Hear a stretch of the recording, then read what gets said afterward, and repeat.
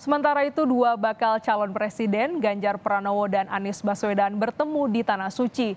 Pertemuan ini direspons positif oleh politisi kedua koalisi karena menunjukkan kedekatan keduanya meski beda pandangan politik. Dua bakal calon presiden, Ganjar Pranowo dan Anies Baswedan, bertemu di Tanah Suci Mekah.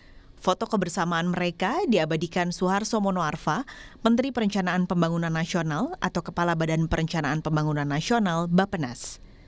Saya hanya senang melihat kedua beliau itu duduk berdekatan, sangat dekat sekali. Ngobrol, tampaknya saya lihat dari kejauhan. Saya tidak mau kehilangan momentum bersejarah itu, kata Suharso Monoarfa seperti kami kutip dari kompas.com. Ganjar bakal capres PDI Perjuangan dan Partai Persatuan Pembangunan, dan Anies Baswedan bakal capres Koalisi Perubahan, yakni Partai Nasdem, Demokrat, dan Partai Keadilan Sejahtera, adalah rival dalam pemilihan presiden 2024. Mereka bakal bertarung bersama Prabowo Subianto, bakal capres Koalisi Kebangkitan Indonesia Raya. P3 menyambut baik pertemuan Ganjar dan Anies. Harapannya, pertemuan kedua bakal capres memberi pesan kepada para pendukungnya agar tidak bertikai karena perbedaan pilihan politik.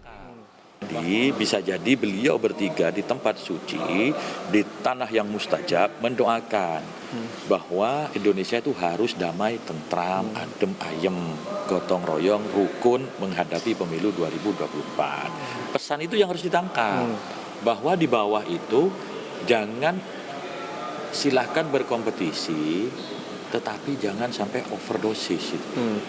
Bahwa perbedaan pendapat, perbedaan politik itu hal yang biasa, tetapi jangan mengorbankan persaudaraan sesama satu bangsa, satu agama apalagi. Koordinator juru bicara Partai Demokrat, Herzaki Mahendra Putra menyebut, pertemuan ini memberi contoh kepada masyarakat bahwa meski berbeda jalan, keduanya tetap akur. Dan bisa menjadi contoh yang baik bagi masyarakat Indonesia dimanapun berada.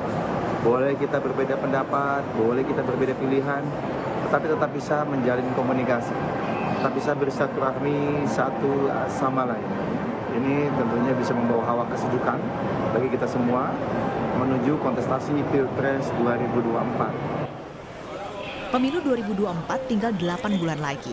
Semua pihak berharap pemungutan suara berjalan damai dan aman, serta tanpa menimbulkan konflik berkepanjangan. Terima kasih, Tim Liputan, Kompas TV. Ibu Megawati, Bapak Presiden.